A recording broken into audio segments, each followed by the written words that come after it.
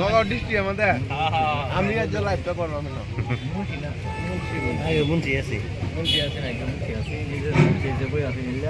আসসালামু আলাইকুম। আজকের এই সভার সভাপতি মহোদয়, কাওয়াইমারীর অঞ্চলের মুরব্বী সকল, যুবক বন্ধু সকল, আই মাতৃ সকল, ভারতীয় জনতা পার্টির এজিপি দলের বিভিন্ন দায় দায়িত্ব সহ আমরা কার্যকর্তা সকল, ওয়ার্ড হিসাবে 4 নম্বর ওয়ার্ড কাওয়াইমারী গাঁও পঞ্চায়েতের এই ওয়ার্ডের মধ্যে আমরা গত নির্বাচন জিতছি না, গত যে পঞ্চায়েত নির্বাচন হয়েছে সে সময় বিজেপি দল এই ওয়ার্ডের থেকে জিতছে। আমরা বাই ইলেকশনের মধ্যে এর থেকে আমরা যথেষ্ট পরিমাণে ভোট পাইছি। আর এখন বর্তমান এই ওয়ার্ডের থেকে আগন্তুক যে পঞ্চায়েত নির্বাচন আছে এই নির্বাচনের মধ্যেও আমরা ওয়ার্ডের থেকে বেশি ভোট পাইম করে আমরা আশাবাদী। রাইজের লোকে দেখা করবার লাগে আসলে আইসি, কোনো ভাষণ দেওয়ার লাগে না। ভাষণ তো জীবন ভরা বিভিন্ন লিডাররা আয়া দেয়, সেদিন মুখ্যমন্ত্রী আয়া দিছে, কয়দিন আগে আমরা মন্ত্রী পীযূষ হাজরিকা আয়া ভাষণ দিছে। যেই পঞ্চায়েতের মধ্যে মুখ্যমন্ত্রী ভাষণ দেখি না, আর আমরা ভাষণ দেবার কি বাহিনী। কিন্তু আমি একটা কথাই এনে আলোচনা করবার লাগে আইছি যে আমরা এই কাওয়াইমারী গাঁও পঞ্চায়েত হিসাবে কাওয়াইমারী গাঁও পঞ্চায়েতের থেকে ভারত স্বাধীন হওয়ার পরের থেকে কংগ্রেস দল জিততে চায়। কংগ্রেস সবসময় এই এলাকার থেকে জিতে, খালি এইবার বাই ইলেকশনের মধ্যে আমরা কাওয়াইমারী পঞ্চায়েত হিসাবে আমরা টোটাল পঞ্চায়েত হিসাবে জিতছি। প্রায় ওয়ার্ডে হারছি, যদিও 2টা ওয়ার্ডের থেকে আমরা ম্যাক্সিমাম ভোট পাওয়ার লাগে আমরা গড়ে গেহারে জিততে গেছি কাওয়াইমারী পঞ্চায়েত। আমি কাওয়াইমারী রাজ্যের অনুরোধ জানাইতেছি, ভারত স্বাধীন হয়েছে ধরুন 77 বছর হয়েছে, কংগ্রেসে শাসন করছে 65 বছর। 76 বছরের ভিতরে কংগ্রেসে শাসন করছে 65 বছর। এই 65 বছরের ভিতরে আমরা যে আগের এমএলএ আছেন রকিবুল হোসেন, এই রকিবুল হোসেন আর তার বাপ, তারা দুইজনে মিললাই এই 65 বছরের ভিতরে কয় বছর করছে? 35 বছর। চিন্তা করে দেখুন, বাপ পুতে মিলাই এই 35 বছর আমরা এই সামগ্রী সমষ্টির মধ্যে রাজত্ব করে গেছে। তারা বাপ পুতে 35 বছর রাজত্ব করার পরে তারপর বাপ পুতের আর্থিক অবস্থাটা কিরকম উন্নত হয়েছে? আগের থেকে ভালো হয়েছে না খারাপ হয়েছে? তারপর আগে মাইকের মধ্যে কথা কইলে মানুষের সব কথাই যে লাইট সাইট চলে, রেকর্ডিং হয়ে জায়গা, যার ফকটে 10টি হাওয়া ছিল না, কারণ বন্ধু বান্ধব লইয়া ঘুরলে বন্ধু বান্ধবের চা খাওয়ান লাগছে, সেই বেড়ার ওখানে সম্পত্তির পাহাড়, দুবাই বাড়ি, সুইজারল্যান্ড বাড়ি, হিমাচল প্রদেশ বাড়ি, দিল্লি বাড়ি, গুয়াহাটি কয়েক জায়গার বাড়ি, নগাঁও টাউন সারাটাই।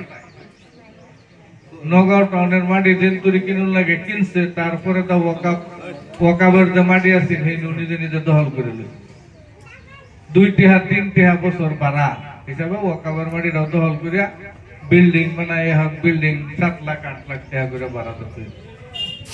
আর আমরা সামগ্রী সমষ্টি থেকে যারা ভোট দেই,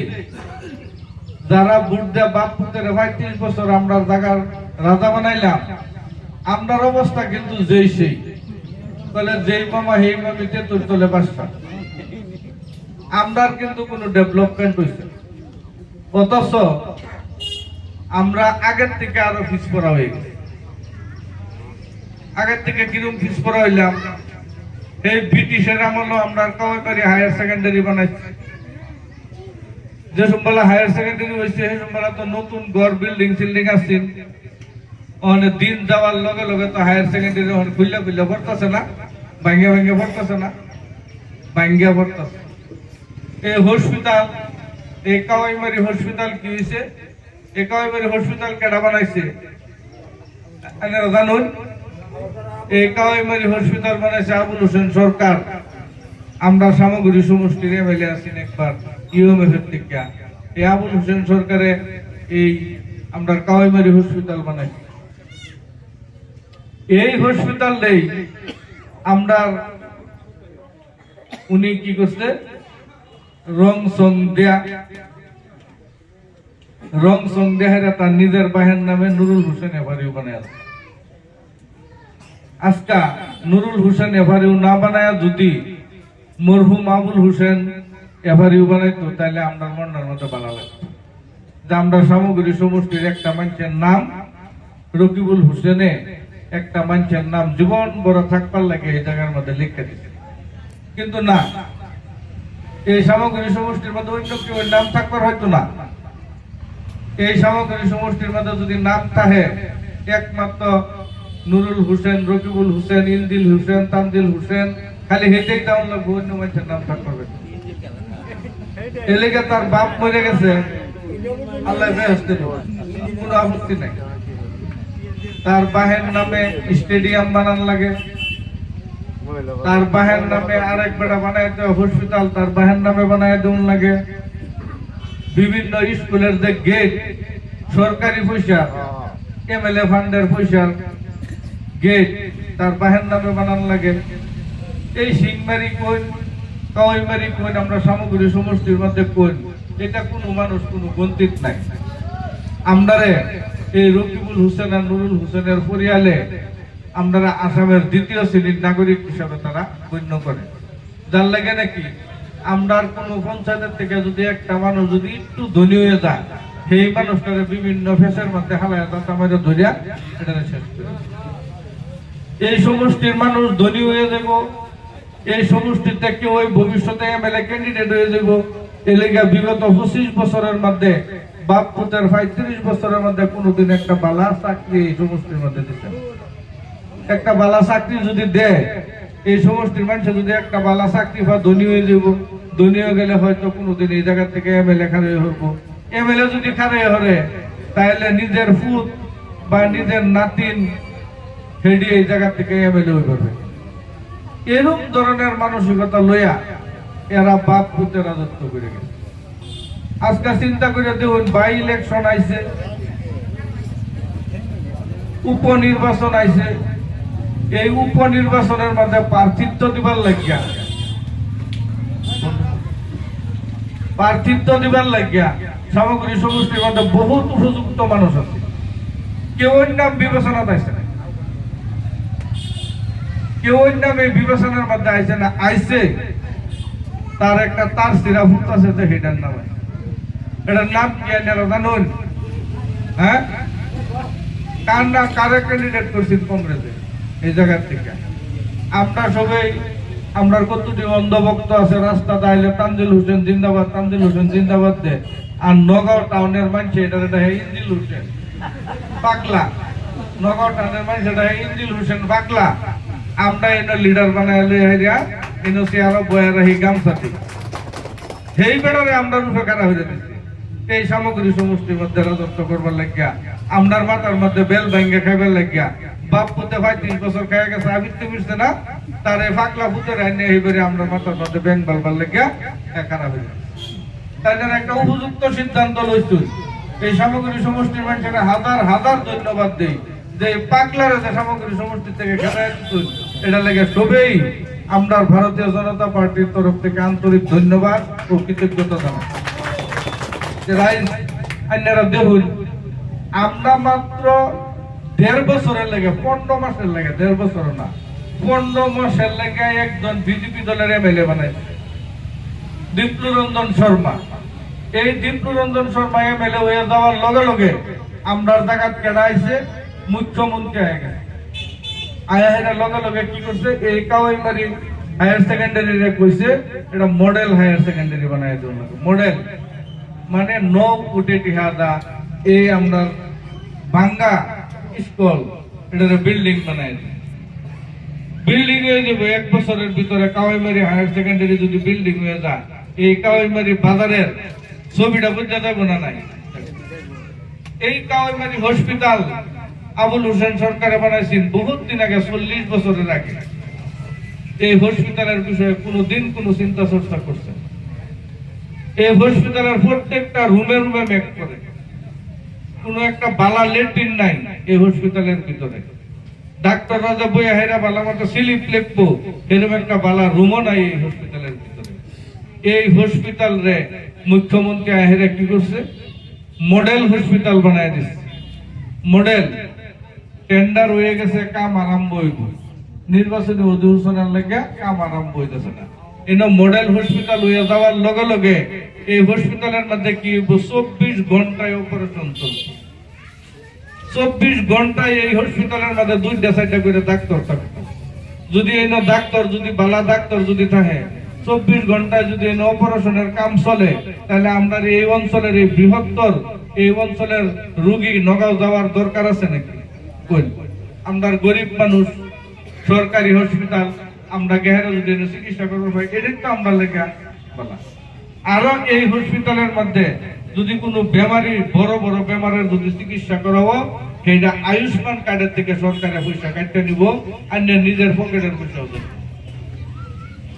এরপরে দাও আমরা এই যে কাওয়াইমারির থেকে ছোট ছোট ফুলাফানে খেললা অল ইন্ডিয়া লেভেলের মধ্যে বিভিন্ন ধরনের বটা আনছে নগাঁও ডিস্ট্রিক্টের মধ্যে কাওয়াইমারি স্পোর্টস অ্যাসোসিয়েশনের একটা নাম আছে যে কাওয়াইমারি ফুলাফানে ফুটবল খেলবার পা কাওয়াইমারি ফুলাফানে হকি খেলার এক্সপার্ট সারা নগাঁও ডিস্ট্রিক্টের মধ্যে হকি আমরা কাওয়াইমারি ফুলাফানা নগাঁও ডিস্ট্রিক্ট আমাদের আমি আজ লাইভটা করলাম না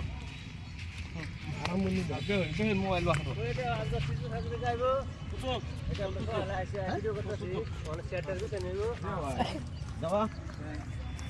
টাইম কয়টা দিছে দুইটা সময় দুইটা সময়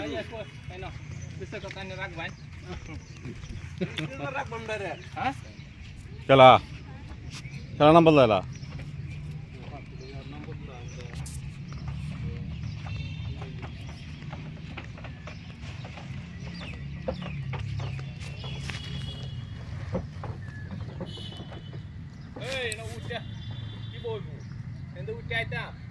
উঠে না থাকেন তো টাকা বাইরেন তো ধরুন উঠে ধরুন মোবাইল দেন নিতে দিন ওই নাম লাইভ চালু করুন লাগবে না এখন দিব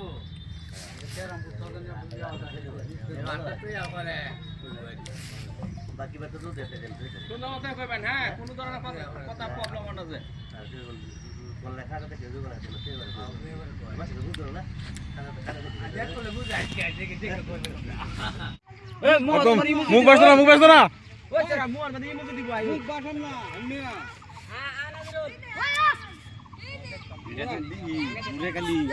সাইকেল চালাঙ্গা দেখছো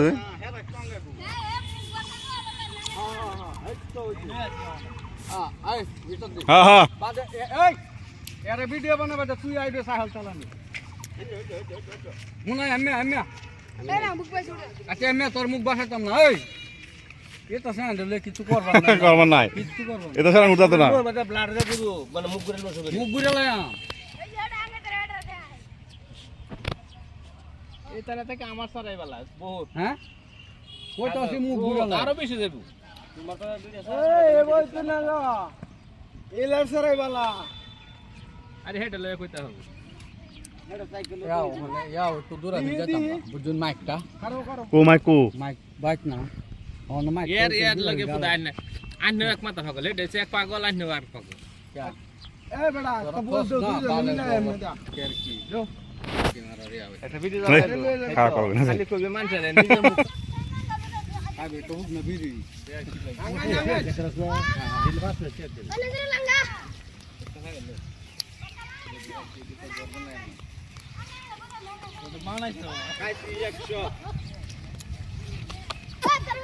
Hey, তোরা দুইটা কথা কোন জানা আঙ্গো আঙ্গো এবার তো আম্বা চালাই তোর না ভাঙো ভাঙো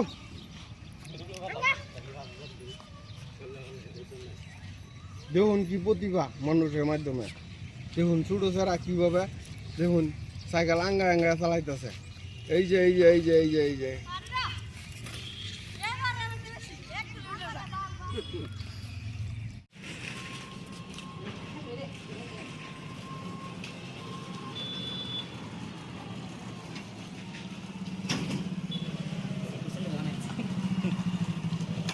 যেটা করে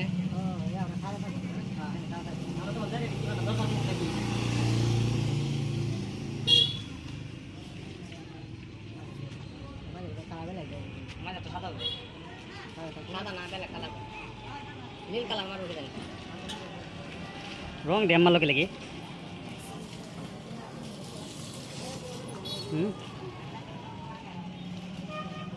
রং ড্যাম দিছে লাগি দিছি তো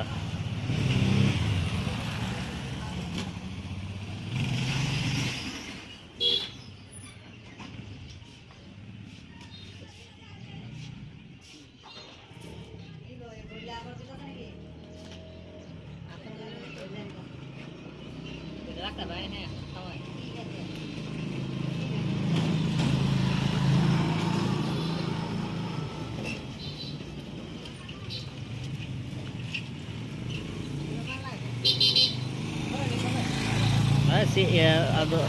দলিয়া আখরিত আছে দলিয়া আখরিত আছে আগলে সি ই লিখছে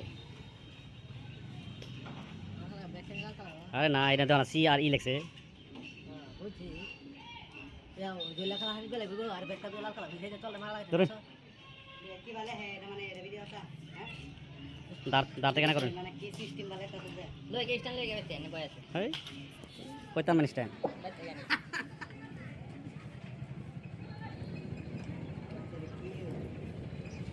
পরে এই ভিডিও ব্যাগটা দে ব্যাগটা তো লাল কালার মানে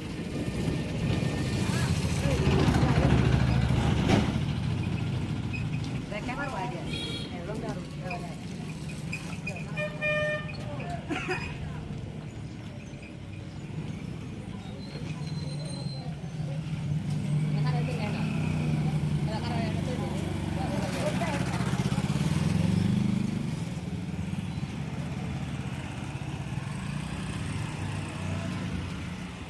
কটন ভাই আছে কটন করে দাও আরে করে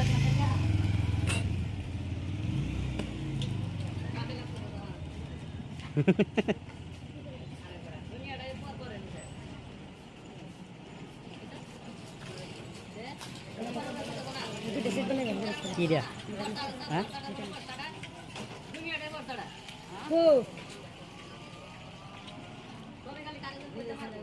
আমি সেন্টার